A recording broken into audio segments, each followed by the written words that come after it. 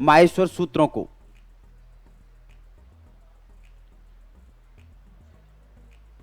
आयोण, रीलिक,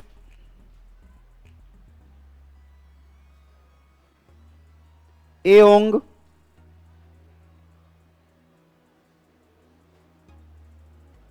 आयौच,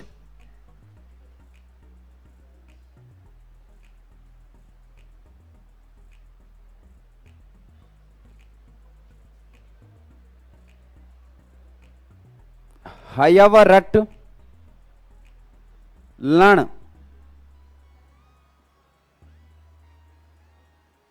यमगणनम,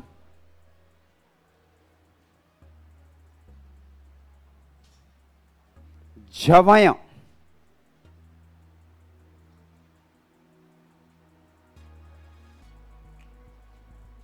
घड़दस, जबगड़दस, खप छठ थ, चटतब,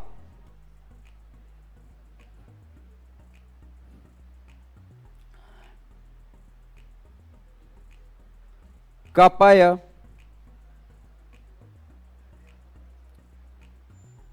सस सर और हल।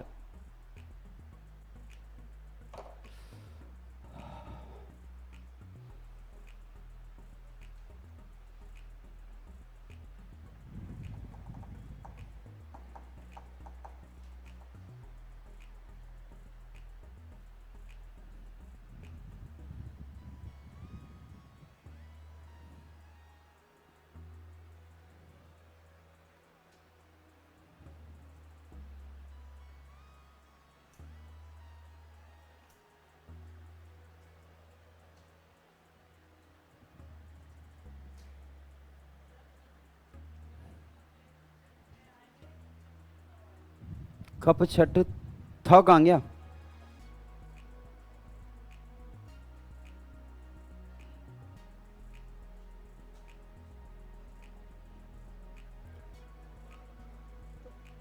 खप छठ था चट तब बोल के बताऊंगा, वापस देख लो एक बार।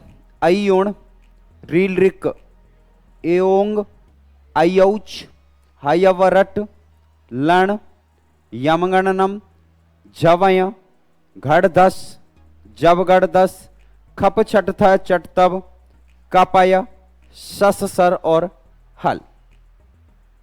हो गए नोट? अभी भी नहीं हुए?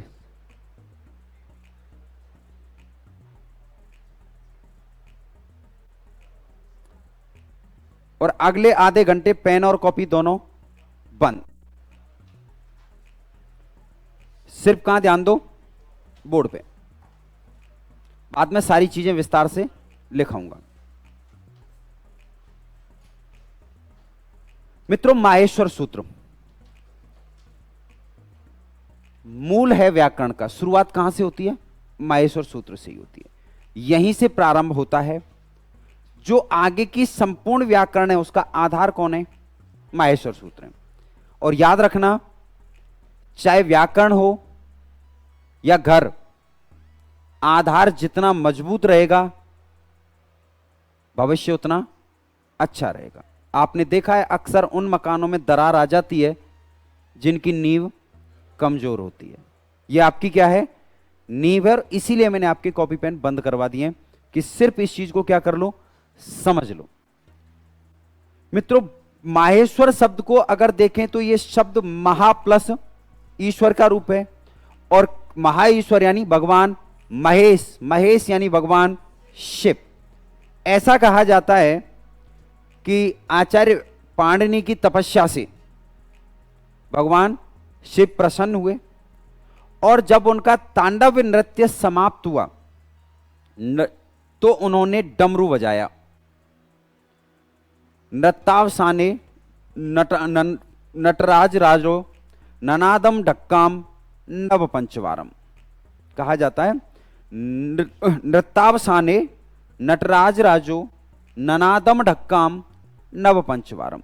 यानी कि जब तांडव नृत्य की समाप्ति हो चुकी थी तो उसके बाद नटराज राज कौन? भगवान शिव। भगवान शिव ने ननादम यानी घोष किया, ढक्काम यानी किससे? डमरू से। नव पंचवारम, 9 और 5 बार। किस तरीके से किया? 9 और 5 बार के रूप में घोष किया, अर्थात 2 बार में इन सूत्रों की उत्पत्ति की। पहली बार में 9 और दूसरी बार में 5। इस तरीके से कुल सूत्रों की संख्या कितनी हो गई? 14 हो गई। कुल सूत्रों की संख्या कितनी हो गई? 14। उत्पत्ति किससे हुई? भगवान शिव के डमरू से। किससे हुई? डमरू से। लेकिन प्रणेता कौन?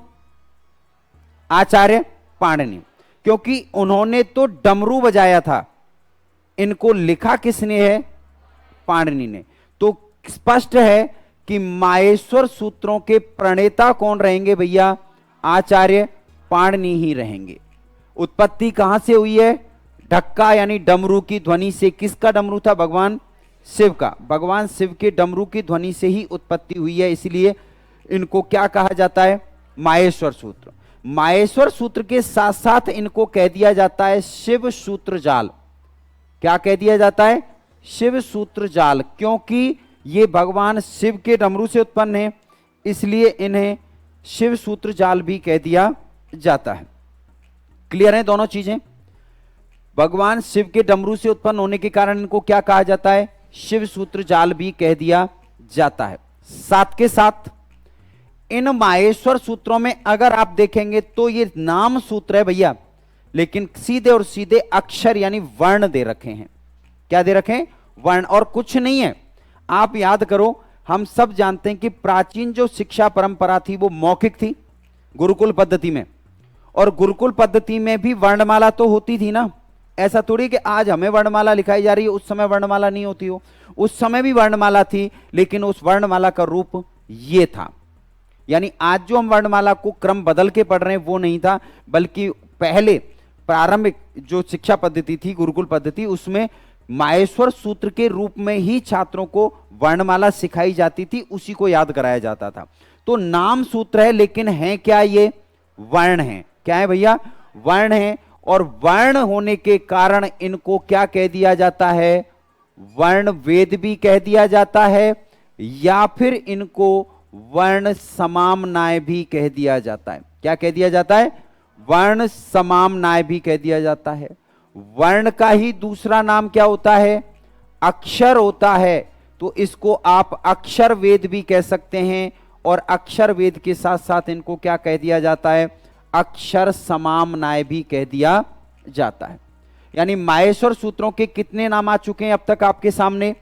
शिव सूत्र जाल, वर्ण वेद, वर्ण समामनाय, अक्षर वेद और अक्षर समामनाय। इन माहेश्वर सूत्रों से आगे जाकर के हम पढ़ेंगे कि प्रत्याहारों का निर्माण किया जाता है, इसलिए इनको प्रत्याहार सूत्र भी कह दिया जाता है।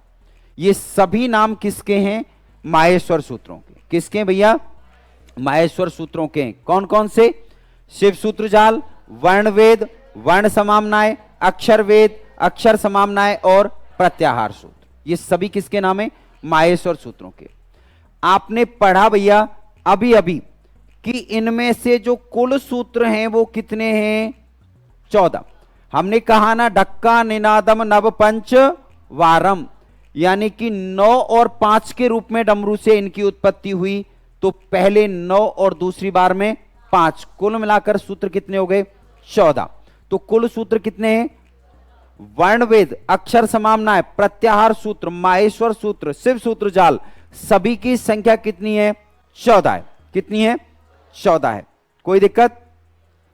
उपनाम याद रहेंगे? कुल सूत्रों की संख्या 14। उत्पत्ति कहां से हुई? भगवान शिव के डमरू से, लेकिन प्रणेता कौन? आचार्य पाणिनि। कौन रहेंगे भैया? आचार्य पाणिनि रहेंगे। ठीक है, अब आइए आगे बढ़ते हैं। इन माहेश्वर सूत्रों में प्रत्येक सूत्र में आप देखेंगे अंतिम जो अक्षर है वो कैसा दे रखा है? हलंत दे रखा है। सभी में यहां देखो स्वर आ गए और यहां व्यंजन भी है, लेकिन अंत में प्रत्येक जगह क्या आया हुआ है? व्यंजन आया हुआ है। अंत में प्रत्येक जगह क्या आया हुआ है? व्यंजन आया हुआ है। व्यंजन को क्या कहा जाता है? हल। स्वर को कहा जाता है अच और व्यंजन को कहा जाता है हल। तो प्रत्येक सूत्र का जो अंतिम हल वर्ण है, क्या है भैया? अंतिम हल वर्ण। हल वर्ण मतलब भैया व्यंजन। प्रत्येक सूत्र का जो अंतिम हल वर्ण है वो कैसा है? कौन से सूत्र से होगी? हलंत्यम। अंतिम वर्ण के लिए एक ही सूत्र है, कौन सा? हलंत्यम। उस हलंत्यम सूत्र से प्रत्येक सूत्र के अंतिम वर्ण की क्या हो जाएगी? इत् संज्ञा हो जाएगी। और इत् संज्ञा हो जाएगी तो क्या हो जाएगा? लोप हो जाएगा। तस्य लोप ऐसे लोप हो जाएगा। लोप किसे कहते हैं? अदर्शनम लोप है, यानी जो दिखाई नहीं दे वो क्या है? लोप है। लोप का मतलब दिखाई नहीं देना है, नष्ट होना नहीं है, वो वर्ण वहीं मौजूद है। सिर्फ अंतर क्या हुआ? हमें दिखाई नहीं दे रहा है। क्या आया? हमें दिखाई नहीं दे रहा है। सीधी सी बात है यार कि आप देखो WALK क्या बोलते हो?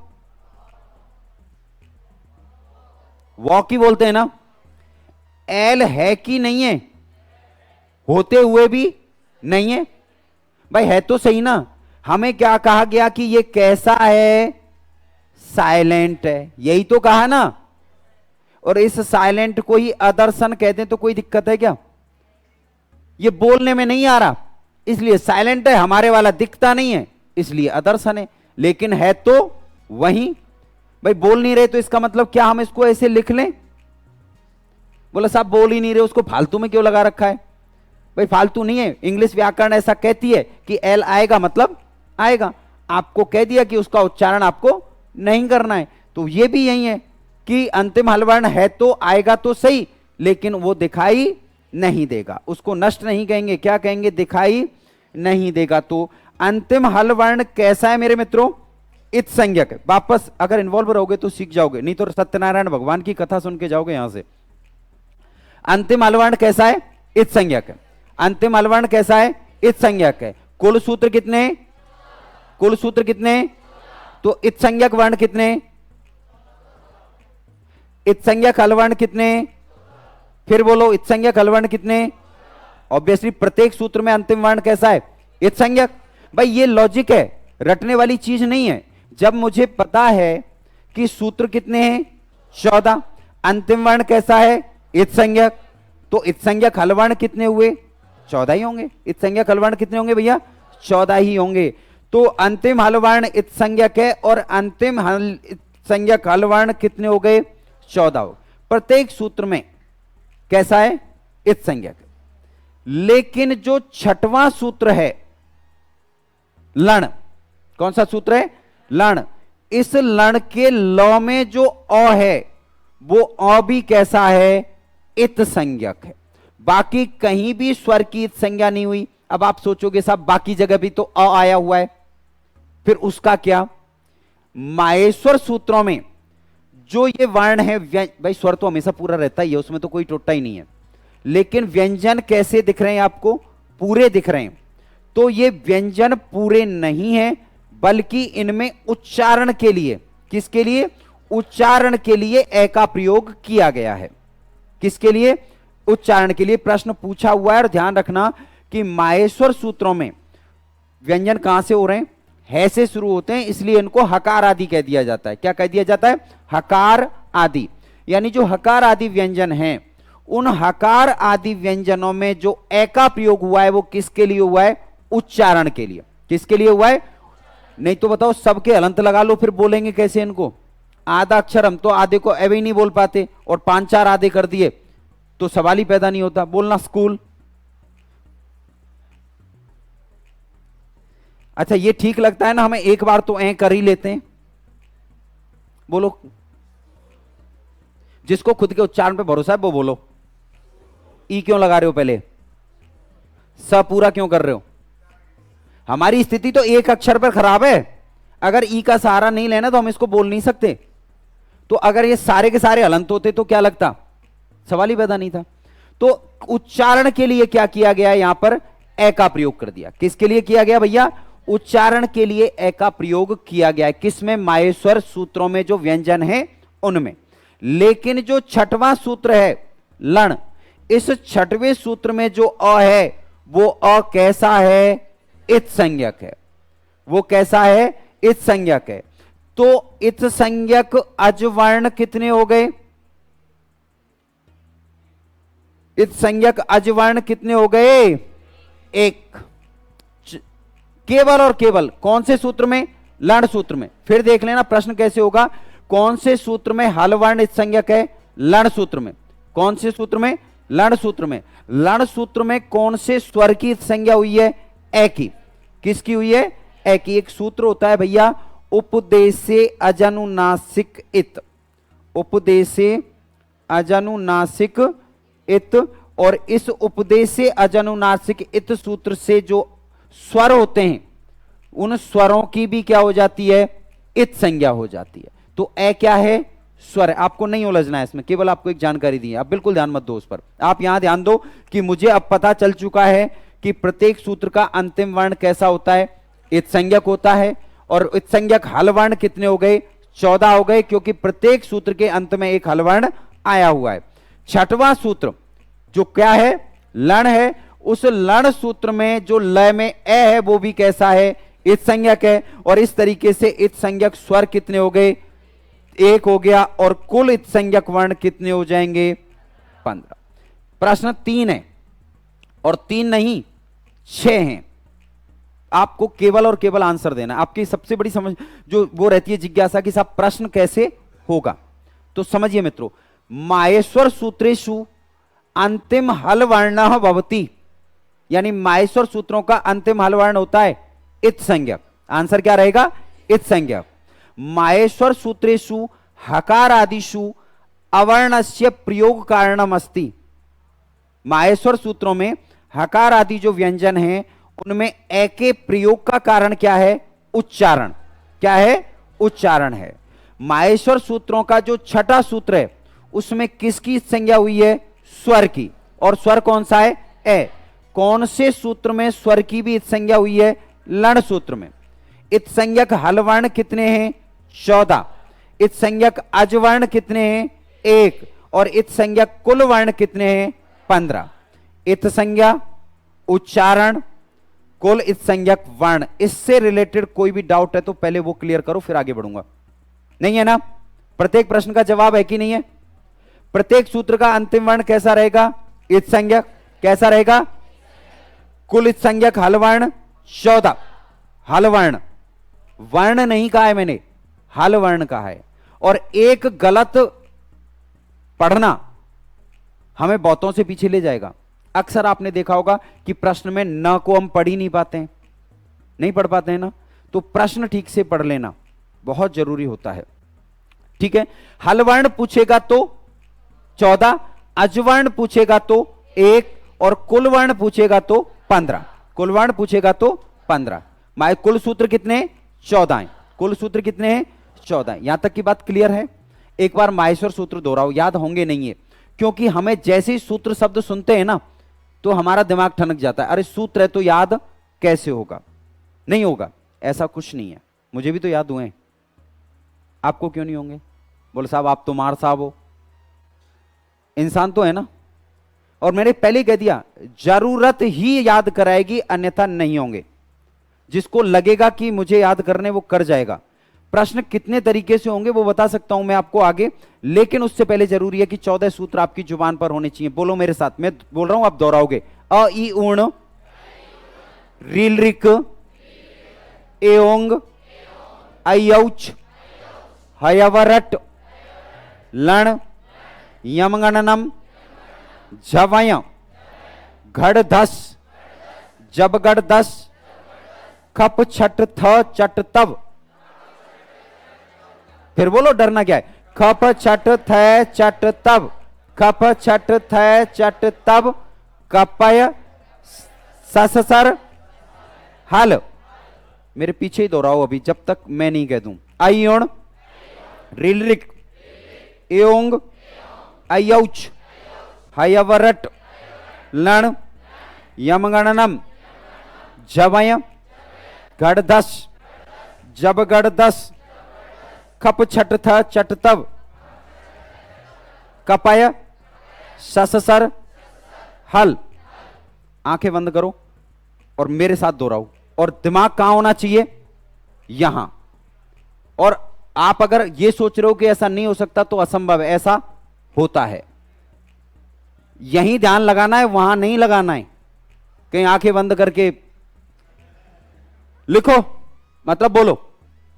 अयोण, रिरिक, एओंग, अयौच, हयवरट, लण, यमगणनम, झवयम, घड़धस, जबगढ़दस, खप छट थ चट तव, कपय, सससर, हल। Very good. सीखने का यही तरीका होता है कि अपने आप को बच्चा बना लो। याद करो बहुत सारी चीजें। कई बार ये तो चलो माहेश्वर सूत्र थे, कई बार हम ऐसी चीजों को याद कर रहे होते हैं, सन उल्टे सीधे हो रहे हैं, तो हम क्या करते हैं, जबरदस्ती कोशिश करते हैं, यार क्यों याद नहीं आ रहा है, ये करते हैं ना। जब हम आंख बंद करके उसको याद करने की कोशिश कर रहे होते हैं तो वो जो पेज है ना, वो हमारी स्मृति में छप जाता है।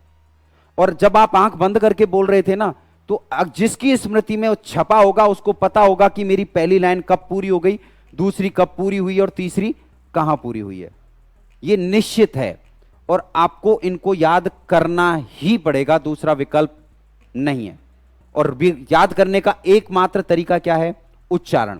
आप कहते हो ना शब्द रूप याद नहीं होते, हम पढ़ते हैं, कभी बोल के देखें, मतलब ही नहीं है, पढ़ लिए याद नहीं हो रहा। आप उच्चारण करो ना, क्यों नहीं होगा। अरे आधा सा हिंदुस्तान में कह रहा हूं ना, आधा सा हिंदुस्तान पिछले कुछ दिन से कच्चा बादाम करे जा रहा है और कच्चा बादाम के अलावा कुछ नहीं आता उसमें, पता ही नहीं है बाकी शब्द क्या है, लेकिन पूरे हिंदुस्तान को याद हो गया कच्चा बादाम। आप लोगों को 14 माहेश्वर सूत्र याद नहीं होंगे यार, कहो जाएंगे ना, कल सुनूंगा, ध्यान रखना, किसी को ही खड़ा कर सकता हूं तो मास्टरी। क्लियर है। चलिए, ये माहेश्वर सूत्र से जुड़ी हुई अभी तक कुछ बेसिक चीजें बताइए। आज कुछ नहीं लिखाने वाला हूं, सिर्फ और सिर्फ क्या करूंगा, इस पे काम करूंगा, लिख बाद में लेंगे। अब आपने देखा कि इत संज्ञा की बात हो गई, इत संज्ञक वर्णों की बात हो गई, लेकिन अभी भी बहुत कुछ बाकी है मित्रों। इन माहेश्वर सूत्रों में अंतिम वर्ण जब इत संज्ञक है तो इसका क्या कर देंगे, लोप कर देंगे। क्या करेंगे भैया, लोप कर देंगे। तो लोप करें तो यहां हमारे पास ए ई ऊ बच गया, यहां हमारे पास में री और ली बच गई, ए और ओ बच गए और आई और औ बच गए। कुल मिलाकर के ये जो 4 सूत्र हैं, वो 4 सूत्र किससे रिलेटेड हैं, स्वर से रिलेटेड। स्वर से रिलेटेड, स्वरों से संबंधित कितने सूत्र हुए, 4। और बाकी में ह से लेकर के हल तक क्या दे रखे, व्यंजन। तो व्यंजनों से संबंधित कितने सूत्र हो गए, 10। तीनों चीजें आपके लिए ये रही। कुल सूत्र कितने हैं, 14। स्वरों से संबद्ध 4, व्यंजन से संबद्ध 10। प्रत्येक सूत्र का अंतिम वर्ण इत संज्ञक, इत संज्ञक हल वर्ण 14, इत संज्ञक अज वर्ण 1 और इत संज्ञक कुल वर्ण। व्यंजनों में है ए का प्रयोग उच्चारण के लिए। लड़ सूत्र में किसकी इत संज्ञा हुई है, ए की इत संज्ञा हुई है। किसकी हुई है, ए की। हमने बात की कि यहां पर अंतिम हल वर्ण कैसा होता है भैया, इत संज्ञक होता है। तो अंतिम हल वर्ण के रूप में णय आपका ऐसा वर्ण है जिसकी 2 बार इत संज्ञा हुई है, और कोई भी वर्ण ऐसा नहीं है जिसकी 2 बार इत संज्ञा हुई है। कौन सा वर्ण है, णय। पहले अयुण सूत्र में आ जाता है और उसके बाद लण सूत्र में भी आ रहा है, और दोनों ही जगह क्या हुई है इसकी इत संज्ञा। तो बेटा कौन सा सूत्र ऐसा, वर्ण ऐसा है जिसकी 2 बार इत संज्ञा हुई है। 2 अलग अलग प्रश्न है, गलती मत कर जाना, नहीं तो सावधानी हटी और नौकरी बटी, कोई दूसरा ही ले जाएगा तुम्हारी जगह। तो ण कौन सा वर्ण 2 बार इत संज्ञा हुई है, ण वर्ण की। फिर बात आती है कि कौन सा वर्ण ऐसा है जिसका 2 बार उपदेश हुआ है। उपदेश यानी पाठ, पाठ यानी प्रयोग। 2 अलग अलग प्रश्न है, उपदेश या पाठ पूछा जाएगा तो वर्ण कौन सा रहेगा, है, और इत संज्ञा पूछी जाएगी तो वर्ण कौन सा रहेगा, ण रहेगा। 2 बार इत संज्ञा ण और 2 बार पाठ या फिर उपदेश किसका रहेगा, है वर्ण का। दोनों अलग अलग हैं, क्लियर है, दोनों क्लियर हुए। उपदेश किसका रहेगा, है का, और इत संज्ञा किसकी रहेगी, ण की। इत संज्ञा किसकी रहेगी, ण की रहेगी। अब आप आगे आइए, इसमें थोड़ा सा अगर आप ध्यान देंगे तो यहां केवल और केवल अक्षर हैं, कोई सूत्र नहीं है, लेकिन उनका क्रम थोड़ा सा भिन्न है, उनका क्रम थोड़ा सा भिन्न है। और क्रम से संबंधित प्रश्न जब आएगा परीक्षा में, जैसा कि आप देख रहे हो हर रीट में आ रहा है। इससे पहले ऊष्म पूछे थे, पिछली बार कौन से पूछे, अंतस्थ, सॉरी पहले अंतस्थ पूछे थे, इसी बार ऊष्म पूछे। और कहीं से भी उठाएगा तो माहेश्वर सूत्रों के अनुसार ही वो आपसे क्रम पूछेगा, हिंदी के क्रम को फॉलो नहीं करना है। तो यहां ध्यान दो भैया, आप देखेंगे तो ये यहां से यहां तक अगर आप देखोगे तो स्वर हैं, और ये यहां से यहां तक कौन से स्वर हो गए, मूल स्वर। कौन से स्वर हो गए, मूल स्वर। और क्रम क्या है, ए ई उ री और ली। यानी अगर आपसे पूछा जाए माहेश्वर स्वरों के सूत्रों के अनुसार मूल स्वर कितने हैं, और इन मूल स्वरों को ही क्या कहते हो, ह्रस्व भी कहते हैं। इन मूल को क्या कहते हैं, ह्रस्व। तो माहेश्वर सूत्रों के अनुसार ह्रस्व स्वर कितने, मूल स्वर कितने, 5। तो इन्हीं माहेश्वर सूत्रों में आप देखेंगे ए ओ आई और औ, ये भी क्या हैं, स्वर ही हैं। और लेकिन ये कैसे स्वर हैं, दीर्घ स्वर के साथ साथ कैसे स्वर हैं, और संयुक्त स्वरों की संख्या कितनी हो गई, 4। माहेश्वर सूत्रों के अनुसार। सामान्य प्रश्न का जवाब नहीं है ये, वर्ण से संबंधित प्रश्न 4-5 तरीके से आता है, और 4-5 तरीके से अलग अलग जवाब हैं। यहां टोटल अब जो बात कर रहे हैं वो किसकी कर रहे हैं, माहेश्वर सूत्रों की कर रहे हैं। तो माहेश्वर सूत्रों के अनुसार ह्रस्व या मूल स्वर कितने, 5, दीर्घ स्वर कितने, संयुक्त स्वर कितने, और कुल स्वर कितने, 9। माहेश्वर सूत्रों के अनुसार स्वरों की संख्या 9। माहेश्वर सूत्रों के अनुसार स्वरों की संख्या 9 रहेगी। क्लियर है, ह्रस्व या मूल 5, दीर्घ या संयुक्त 4 रहेंगे। अब आ जाइए, इसके बाद में आप देखेंगे तो य व र और ल, ये क्या हैं, अंतस्थ हैं। और अंतस्थ वर्णों का क्रम क्या है, य व र और ल है। आप देखिए यहां तो ये पूरे थे, लेकिन यहां मैंने इनको क्या कर दिया है, आधा। कोई बताएगा क्यों किया। सुनो, ऐसे जब जवाब देते हो ना धीरे से, तो 2 काम हो जाते हैं, तुम्हारा जवाब आ जाता है और उत्तर मिलता नहीं है। क्यों किया, क्योंकि ये यहां भी पूरे नहीं थे, केवल उच्चारण के लिए ए मिला रखा था, केवल उच्चारण के लिए। जैसे ही बाहर आए कैसे हो जाएंगे, आधे हो जाएंगे। और क्रम क्या है, य व र और ल है। और इसी तरीके से आप देखेंगे तो ऊष्म वर्ण क्या है, श श श। तो ये हो गए आपके कौन से वर्ण, ऊष्म वर्ण।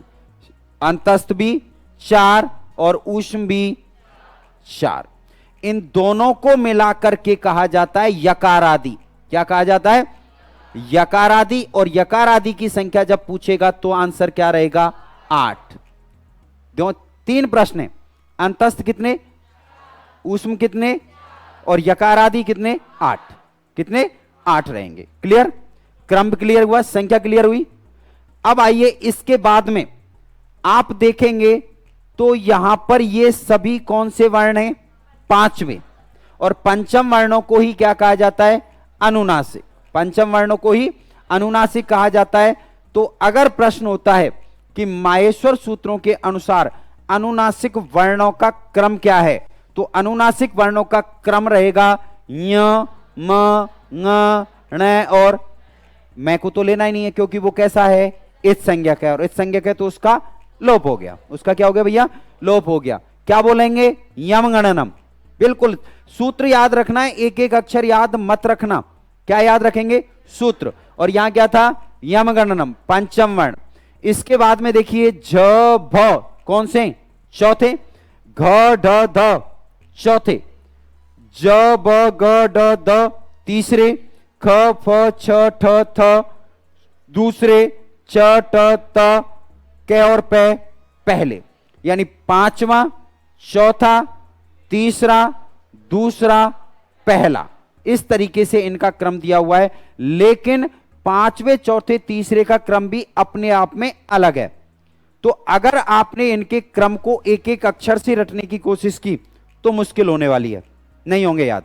आपको क्या याद रखना है, माहेश्वर सूत्र। सारी प्रॉब्लम सॉल्व है।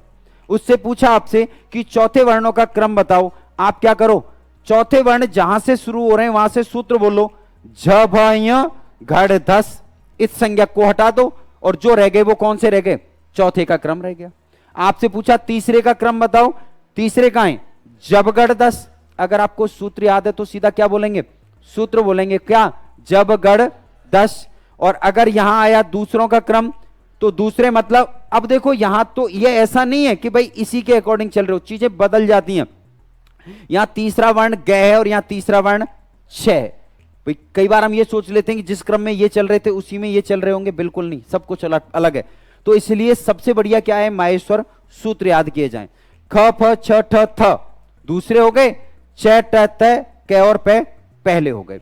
तो इस तरीके से आपने देखा कि मूल स्वर कितने हैं, 5, दीर्घ कुल, अब आपसे पूछा गया अंतस्थ कितने थे, 4, ऊष्म कितने थे, और तीसरे कौन से रह गए, स्पर्श कितने हैं, 25 ही हैं। यहां से लेकर के कहां तक गिन लो, बताओ, यह तक, यहां से लेकर के यह तक गिन लो, कितने हो गए, 25 हो गए। तो इस तरीके से अगर देखा जाए भैया तो कुल व्यंजन कितने हुए, अरे बोल दो, माहेश्वर सूत्रों के अनुसार कुल व्यंजन कितने हो गए, 25 क्यों, 33 हुए, 25 स्पर्श, 4 अंतस्थ और 4 ऊष्म। माहेश्वर सूत्रों के अनुसार कुल स्वर 9, कुल व्यंजन 33, ह्रस्व स्वर 5, दीर्घ स्वर 4, स्पर्श 25, अंतस्थ 4, ऊष्म, और कुल वर्ण 63 या 64, 42। कुल वर्ण कितने रहेंगे, 42 रहेंगे। कैसे हुए, क्योंकि कुल स्वर कितने आ रहे थे, 9, और कुल व्यंजन कितने आ रहे थे, 33। तो माहेश्वर सूत्रों से संबंधित वर्ण से वाला प्रश्न आएगा, किसका प्रश्न होगा, वर्ण से रिलेटेड। तो अधिकतम यही प्रश्न हो सकता है, या तो आएगा क्रम से जुड़ा हुआ, या फिर किससे जुड़ा हुआ आएगा, संख्या से जुड़ा हुआ। स्वर कितने, तो क्रम अब आपको पता है कि इसी रूप में रहेगा जो माहेश्वर सूत्रों में है, और स्वर और व्यंजन अलग अलग अब आपके सामने हैं। यहां तक जो आपने पढ़ा उससे रिलेटेड कोई क्वेरी, कोई प्रश्न, कोई जिज्ञासा नहीं है।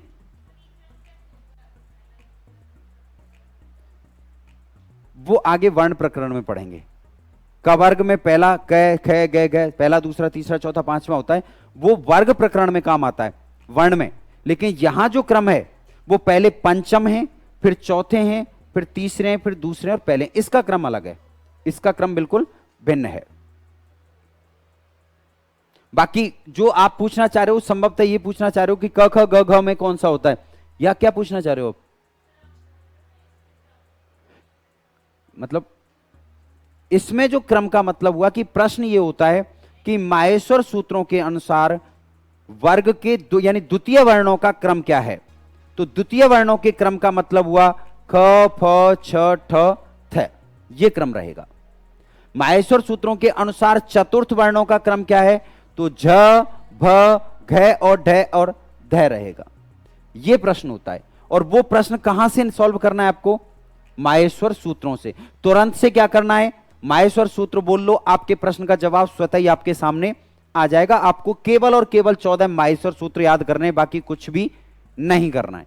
और नहीं तो फिर ये सारे प्रश्न कैसे करने पड़ेंगे, एक एक करके याद करने, चॉइस आपकी है। बोलो मेरे साथ वापस, अयोण, ऋलिक, एओंग, अयौच, हयवरट, लण, यमगणनम, जबय, गढ़धस,